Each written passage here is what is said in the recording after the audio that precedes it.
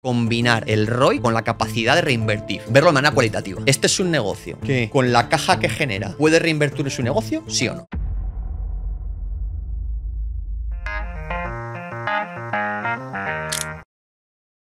Y hablemos de la parte de la rentabilidad. ¿Qué ratios te gusta estudiar? Sí, rentabilidad sobre activos, sobre inversión. Hay, yo diría 3, ¿vale? Retorno sobre activos, retorno sobre fondos propios. Los digo en inglés también para que... ROA, ROE. Exacto, ROA, ROE. Y retorno sobre el capital invertido, ROIC o ROCE, ¿vale? El más potente de los 3 sin duda es el ROIC, ¿vale? Pero cuidado, ¿vale? Es verdad, pero el ROE, por ejemplo, da mucha información. ¿Para qué son interesantes? El ROA, ROE y sobre todo el ROIC. Y el ROIC sí que ahora vamos a profundizar un poco. No muchísimo porque se haría mega complejo porque el ROIC es muy difícil, no es fácil de analizar de primeras, pero ¿qué podemos prestar atención por lo menos al ROA, ROE y al ROIC? ¿Cuáles son las rentabilidades que a ti más te suelen gustar buscar en una empresa? A ver, ahí, básicamente los 3 quieren hacer algo que es muy interesante, los 3 ratios, que es contextualizar esa rentabilidad que he visto en la cuenta de resultados a la que todavía no la he comparado con cuánto tengo que invertir con una inversión, ¿vale? Para poner el ejemplo que decíamos antes, si yo solo veo la cuenta de resultados, estoy viendo ingresos y estoy viendo gastos, pero no estoy teniendo por qué ver la inversión, ¿vale? Entonces, el ROA trata de ser un buen intento inicial que muchas veces no funciona, ¿vale? Que es, tú méteme arriba una métrica de rentabilidad, a veces se mete el resultado neto, a veces el resultado bruto, y abajo, ¿cuánto tengo que invertir en activos para obtener esa rentabilidad? Si tú haces ese ratio con compañías en las que el activo del balance sean principalmente inversión, que suele pasar en compañías muy intensivas en capital, estás haciendo un ratio muy bueno, que es, oye, yo soy Arcelor, tengo que vender acero, ¿vale? ¿Y qué tengo en mis activos? Pues mi inversión en mis fábricas, mis plantas, no sé qué, de acero, tal, mis existencias, que son una pasta, y luego tengo un total activo. Tendré un poquito de caja y tengo que tener un total activo. Esa métrica puede ser una aproximación interesante a mi necesidad de invertir para obtener esos retornos. ¿Qué problema tiene el ROA? Que hay veces que en el activo hay cosas que no son inversión. O sea, tú haces el ROA de Inditex, puto amo a Amancio Ortega, que encima le criticamos su puta madre, y ves que de Inditex, el activo del balance, pues hay una parte muy importante, que es que el tío es un cachondo y tiene un huevo de caja. ¿Caja por qué? Porque genera mucho negocio y porque quiere ser conservador, no quiere tener deuda, y cuando aguanto, que le critican, luego viene el coronavirus, tienen que cerrar las tiendas y él no echa a nadie, ¿vale? Otros sí, ¿vale? ¿Y por qué? Porque tengo ese colchón de caja que me da esa opcionalidad. ¿Qué pasa? Que si hago un ROA de Inditex estoy haciendo un pack unas tortas, porque eso no es inversión, eso al revés, eso es bueno. La caja está ahí de margen, ¿no? Efectivamente, o sea, ¿no? Y te da una opcionalidad brutal y una capacidad para aguantar bestial, ¿no? Entonces se meten mejoras ese ratio. Una mejora interesante es el ROE que tú decías antes. Sí. ROE es muy interesante porque ¿qué te va a comparar? La rentabilidad neta obtenida comparado con cuánto han tenido que invertir los accionistas. Retorno, partido, fondos propios. Yo como accionista puedo decir, joder, pues ese es mi ratio, macho. Porque es yo cuánto recompensa obtengo ante cuánto tengo que invertir como accionista, ¿vale? ¿Qué problema tiene el ROE? Que se puede distorsionar a través del endeudamiento. Como yo estoy metiendo solo como inversión, como la parte de inversión, la parte del equity, una compañía muy apalancada puede subir su ROE y en cambio lo que está haciendo es aumentar el riesgo financiero. Eso se ve muy bien con lo que tú mencionabas antes, fenomenal, que es el ROE DuPont. El ROE DuPont, para un poco también apoyarme en tu explicación, una cosa que no les pase a tus alumnos y a tus oyentes, que a mí me pasó al principio, y no estoy hablando de con 18 años, estoy hablando como estudiante del CFA nivel 1 con 26, cagada brutal, que es el ROE, esa división del DuPont, verla como algo matemático. No. Lo interesante es que al dividir el ROE en 3 componentes estás viendo ese ROE, la evolución, ¿por qué está subiendo o bajando? ¿Porque estoy siendo más rentable o porque me estoy apalancando más? Entonces te puede dar la pista de compañía que me está mejorando el ROE ópticamente a través de apalancamiento mayor, que es algo malo porque te está aumentando el riesgo. Mayor rotación de activos, mayor, o sea, pero es muy interesante porque ahí te da mucha información, muchísima. Y luego estaría el ROIC. Que el ROIC aquí, bueno, esto es un cachondeo lo del ROIC y el ROCE. O sea, esto da para pajas mentales para cada uno. O sea, es una cosa increíble. O sea, Yo me encuentro gente que lo valora de una forma, que le llama al ROIC roce, luego hay gente que el roce le mete como es el ROIC de Greenblatt o no sé qué, luego de repente, bueno alguno que sí que es con capital circulante, otro que no, otro que... O sea, mezclan y fusionan y seguro que la audiencia que se ha puesto también a estudiar análisis fundamental empieza a buscar cómo calcular el ROIC y se vuelve locos. ¿Cómo ves tú el ROIC? Has dicho tú los dos ejemplos, y yo le llamo por el lado de los activos, por el lado de la izquierda del balance, por el lado de la derecha, que es por el lado de mi capital invertido, por el lado de mi capital empleado. Yo como me gusta verlo. Ejemplo de pueblo. Una compañía que se dedica a vender chorizos y tiene su fábrica con su máquina de chorizos, ¿vale? Si yo lo hiciera retorno sobre el capital invertido es ¿cuánto me ha costado esa máquina? 100. Está en mi capital invertido. Luego veo clientes, veo el working capital, el circulante es capital invertido que hablábamos antes. Entonces, por el lado de la izquierda, ¿qué tengo? Los activos fijos y el circulante. Entonces, eso sería el capital invertido. Si mi capital invertido es 100 y genero unos retornos de 10, ¿vale? Estoy generando un ROIC antes de impuestos de 10%. Cuando lo ves por el lado de los pasivos, que es a lo que se llama muchas veces roce, uno es capital invertido y otro capital empleado, si no hay cosas raras contables, vale, si yo tengo una inversión de 100 y yo cojo todas las fuentes de financiación, que es coger los fondos propios y coger la deuda, ¿qué va a ser eso? 100 también. Lado de la izquierda 100, lado de la derecha 100 también. Entonces, ¿qué es? Coger la deuda y los fondos propios es una manera indirecta de ahorrarte el cálculo detallado del capital invertido y muchas veces no te equivocas mucho. Pero hay veces que sí. Entonces, el que sea purista, lo que tiene que hacerlo es por el lado de la izquierda, que es ver cuál es tu activo fijo operativo, es decir, cuánto necesitas para operar el negocio y cuánto es tu circulante. Ahí tu circulante, cuidado, que hay que acordarse de coger una cosa que está en los pasivos, que son los proveedores que me financian. Entonces, a traerlo aquí es construir lo que yo llamo balance económico, que se enseña poco y es muy potente. ¿Ese balance económico qué es? Muy bien. Balance económico, muy, muy bonito. Tiene cosas interesantes, pero te está mezclando lo que es del negocio y lo que no es de negocio. Entonces, en un balance económico, lo que a mí me gusta hacer, ¿vale? No es mío, ¿vale? En todo el sector de private equity, en todo el sector de asesor de inversión se mira mucho, ¿vale? Porque es muy importante para muchas cosas, ¿vale? Y para el cálculo de retornos también, que es tunea el balance contable para decir, tú llévame a la izquierda todo activo fijo operativo, es decir, necesario para generar el negocio, la máquina de chorizos, los intangibles, los coches para los comerciales, todo lo que necesite de naturaleza tangible e intangible, fija, operativa. Eso estará en la parte de activos no corrientes, ¿vale? Y luego, de la parte del circulante, me voy al activo circulante y cojo lo que es operativo. Los clientes, las existencias, no la caja, ¿vale? Esa caja va a reducirme la deuda. Y luego, en el pasivo circulante, me cojo todas las cuentas a pagar que son operativas. Los proveedores, las provisiones, que son una parte que me financia. Entonces, eso lo traigo aquí y ¿qué acaba siendo? Activo fijo operativo más working capital. Eso es la parte de la izquierda del balance económico, que es el capital invertido. Y luego la pregunta es, ¿yo cómo financio ese capital invertido? ¿Cuánta parte es equity y cuánta parte es deuda? Si no hubiera cosas raras, serían exactamente equivalentes. ¿Qué pasa? Que en ese balance hay una partida que son otros, que son temas contables, que no queremos que se suiciden tus oyentes, pero además de inversiones financieras valoradas a fair value, goodwill, activos por impuestos diferidos. Son ajustes contables, que no son financiación directa a esos activos. Efectivamente. Vale, y haciendo más o menos un resumen, el tema del ROIC, ¿por qué es tan importante? Vale. ¿Por qué muchos value investors siempre se centran mucho en el tema del ROIC? ¿Para qué nos sirve a nosotros luego como lazo final para decir, oye, ¿por qué esta empresa está generando valor? Has dicho tú muy bien. En el mundo del value investing yo creo que tenemos una suerte de la generosidad que tiene mucha gente por compartir conocimiento y muchos value investors hablan dándole mucho énfasis al ROIC, ¿vale? Está muy bien, pero cuidado, ¿vale? Yo he sido sujeto de un error importante que es el ROIC solo te da información, pero donde te da información de verdad es combinar el ROIC con la capacidad de reinvertir. Entonces, ROICs del 100% con cero capacidad de reinvertir es un negocio mucho peor que ROICs del 30% con mucha capacidad de reinvertir. Hay que normalizarlo, hay que entender que el ROIC de esa compañía que os decía que era un aeropuerto que tenía una pista de aterrizaje funcionando y otra construyéndose, en el capital invertido está la pista que está construyendo y no está generándote retornos.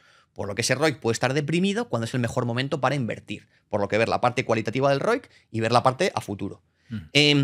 Yéndonos al ROIC de manera purista, si está limpio, si está normalizado y si vemos la tasa de reinversión, un ROIC alto te da indicación de que esa compañía tiene algo. tiene una ventaja competitiva. ¿Por qué? Un ROIC alto matemáticamente implica generas mucha caja comparado con lo que tienes que invertir. Es decir, dinerito dentro más que dinerito saliendo. Entonces, todo el que tiene un negocio con un ROIC alto está contento. Y todo el que está al lado y no lo tiene está jodido. Entonces, si no tienes una ventaja competitiva y yo veo un ROIC alto, allá que voy. Entonces, o tengo una ventaja competitiva o ese ROIC se erosiona. Entonces, una compañía que ves, y eso es muy importante los ratios, no mirar un año, mirar mucho tiempo y mirar medias. Si tú ves una compañía que siempre históricamente ha sido capaz de tener ROICs altos, ¿vale? Y estables, tiene buena pinta. ROICs altos, ¿qué son altos? Cuidado con el ROIC alto. ¿En cuanto a qué? El ROE DuPont que has mencionado tú muy bien, lo has mencionado y lo has comentado, y eso en la universidad algo nos dicen, ¿vale? No se habla del ROIC DuPont, ¿vale? El ROIC DuPont es importantísimo, ¿vale? Que es descomponer. Yo le llamo ver la solidez del ROIC, ¿vale? Si hablamos de retorno, partido capital invertido, ¿vale? Hay que descomponerlo en retorno, partido ventas y ventas, partido capital invertido, ¿vale? ¿Para qué? Para hacer la filosofía del DuPont es cuánta rentabilidad obtengo por mis ventas, pero cuánto puedo rotar esas ventas en base a mi inversión, ¿vale? Sí. ¿Por qué cuento esto? Hay negocios con muy poco capital invertido que ópticamente te muestran un ROIC muy alto que no son buenos negocios. ¿Por qué? Porque lo que tienen es un margen muy bajo, encima muy poco sólido, y que luego, como tienen muy poco capital invertido, me sale una rotación muy alta. ¿Pero qué pasa? Ejemplo, técnicas reunidas. ¿Vale? Que se nos ha vendido muchas veces, negocio muy bueno, tiene unos ROICs infinitos. Sí, unos ROICs infinitos que son una mierda de ROICs. ¿Por qué? Porque lo que tienes es muy poco capital invertido, ¿vale? Te da una rotación del capital invertido muy alta y tienes unos márgenes muy bajos en un negocio muy competitivo. Es un negocio de construir una refinería, y antes de que técnicas reunidas construyan una refinería para Repsol o para quien sea, ha dicho, oye, todos los que os dedicáis a esto, mandadme una oferta. Y os pongo a competir por un tubo. Encima, en negocios de proyectos en los que es muy habitual que algún proyecto salga mal y casi siempre cada 5 años un proyecto gordo que sale mal y en un año pierdes todo el dinero que has ganado en 5. Entonces, ¿qué ves? En el resultado operativo partido ventas ves un margen muy bajo y encima malo. Porque ya veo en el pasado, eso, aunque me tenga un ROIC muy alto, es una mierda de ROIC. ¿Vale? Luego, cuando ves otras compañías que lo que tienen es un margen alto y encima no tiene por qué tener una rotación muy alta, porque si no el ROIC la sacas del estadio, y ese margen es estable y defendible, ese ROIC tiene buena pinta. Si ya ves Apple, que no he sido inversor y el puto abuelo nos ha dado sopas con ondas a todos, que sí nos ha dado. Pues es que ves, y eso es impresionante cuando haces el ROIC DuPont. Apple tiene unos márgenes bestiales y unas rotaciones bestiales. Eso es un negocio marquista con ventas de marca blanca. Es impresionante, ¿no? Entonces, pero no me he mojado, ¿vale? ¿Qué retornos son para mí buenos? ¿Con qué tasa de reinversión? ¿Con tasas de reinversión altas o con tasas de reinversión bajas? Que esa es una de las cosas que no hemos explicado, y es que, claro, tú lo tienes que comparar el retorno del negocio, del capital que estás invirtiendo en ese negocio, con el coste de la financiación que tú estás teniendo de esto. Y que la gente piensa, bueno, el banco le habrá dejado dinero. No. Estamos hablando de acreedores, que puede ser de muchos tipos, pero también de los accionistas. Los accionistas quieren su parte del pastel, ¿no? Y exigen X rentabilidad, ¿no? Por lo tanto, o por lo menos X coste de financiación. Vamos a poner que un coste de financiación del 10% sería, ¿no? Más o menos idóneo. En algunos países a lo mejor puedes elevarse más, en algunos sectores también, en otros menos, a lo mejor es más defensivo, un 8, 7... Sí, a ver, cuando te pones, es una cosa interesante que es comparar el retorno sobre el capital invertido con el coste del capital, ¿vale? Y eso es la gente que matematiza más. El EVA se le llama eso, sí, ¿no? El Economic Value. Muy bien, ¿no? Es exactamente eso. El spread entre el ROIC y cuánto te cuesta financiarte con cuánto inviertes, ¿vale? Eso es matematizar. La gente que hace eso matematiza bien, me gusta menos, ¿vale? Pero lo que hay que hacer es, como ese coste del capital ni Dios es capaz de calcular de manera precisa, cúrate. Entonces, ¿qué es? Yo no sé si esa WACC es un 10%, un 15% o un 5%. ROICs del 30%, ¿vale? O del 20%, o del 25%, ¿vale? ROICs del 25% sostenibles, con márgenes altos. No es el ROIC del 25% porque tengo poco capital invertido, sino veo que no es por óptico, sino real. Con capacidad para reinversión, negocio bueno. En general, ver ROICs... A mí me pasa con alumnos que te cuentan tesis y dicen, joder, tengo una compañía que tiene ROICs del 300%. Bueno, ¿del 300% por qué? Porque no tienes capital invertido. Entonces, tal cual. Claro, entonces, si luego lo que tienes es márgenes muy fluctuantes y en un año puedes perder todo, pues es un negocio malo. O, oye, no, una nueva, bueno, yo veo que tengo unos ROICs muy altos porque no tengo casi capital invertido, con una estabilidad en márgenes. Tú ves, por ejemplo, yo Ashmore, ¿vale? Que ahí cometí el error, yo he sido inversor de Ashmore muchas veces, ¿vale? Tú ves Ashmore y ROICs altísimos. Pero luego ves la descomposición y márgenes de EBITDA del 60% y por debajo de EBITDA no hay nada, porque no tiene nada que invertir. Tiene una solidez bestial su ROIC. ROIC alto, muy sólido. ¿Esa compañía vale 30 veces beneficios? No. ¿Por qué? Porque hay que ver cuánto puedo reinvertir.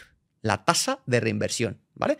Una compañía con peores retornos que Ashmore, pero con capacidad para reinvertir, vale más que Ashmore. El tema de la tasa de reinversión, ¿cómo la puede calcular la audiencia? Vale. Porque creo que no es fácil. No es tan intuitivo. A ver, la primera idea es no la calcules. O sea, luego la vamos a calcular, pero la primera idea es verlo de manera cualitativa. Que es, este es un negocio que con la caja que genera puede reinvertir en su negocio, sí o no. ¿Vale? Y lo ves un poco a nivel histórico, ¿vale? Tú ves Ashmore, o tú ves bolsas y mercados españoles, tú ves compañías con retornos sobre el capital invertido muy altas, con pocas oportunidades de reinversión. ¿Qué ves? Que pagan de dividendo un 90%, un 95%, un 100%.